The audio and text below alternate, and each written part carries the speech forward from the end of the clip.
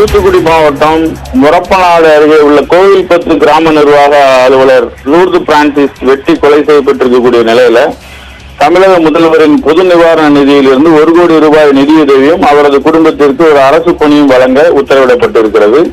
இன்று மதியம் அலுவலகத்தில் பணியாற்றிக் கொண்டிருந்த போது தூத்துக்குடி மாவட்டம் முரப்பநாடு கோவில்பத்து கிராம நிர்வாக அதிகாரியான லூர்து பிரான்சிஸ் 2 பேர் கொண்ட கும்பலால் பயங்கர கொடூரமாக வெட்டி கொலை செய்யப்பட்டார். இந்த சம்பவத்துக்கான காரணம் என்னன்னு சொல்லி நம்ம பார்த்தோம்னா, இந்த முரப்பநாடு தாமிரபரணி ஆற்றங்கரை பகுதியில மணல் கடத்தல்ல ஈடுபட்ட ராமசுப்பு என்பவர் மேல முரப்பநாடு காவல் நிலையத்துல புகார் அளித்திருந்திருக்காரு. இந்த புகாரின் அடிப்படையில ராமசுப்பு மீது முரப்பநாடு போலீசார் வழக்கு பதிவு செய்து விசாரணையை தொடங்கி இருந்தாங்க. இதில் ஆத்திரமடைந்த ராமசுப்பு உள்ளிட்ட 2 பேர் இவரை இன்னைக்கு கொடூரமாக அவரது அலுவலகத்திலே தாக்குதல் நடத்தியிருக்காங்க.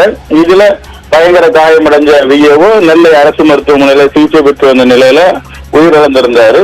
இது தொடர்பாக முரப்பநாடு போலீசார் உடனடியாக ராமசுப்பு என்பவரை கைது செஞ்சிருக்காங்க. இன்னும் மேலும் ஒருவரை தேடி வராங்க. இந்த சம்பவம் தூத்துக்குடி மாவட்டத்துல ஒரு பரபரப்பை ஏற்படுத்தியிருந்த நிலையில தமிழக முதல்வர் அவருடைய பொது நிவாரண நிதியிலிருந்து 1 கோடி ரூபாயும் அவரது குடும்பத்தில் ஒருவருக்கும் அரசு பணி வழங்க உத்தரவிடப்பட்டிருக்கிறது.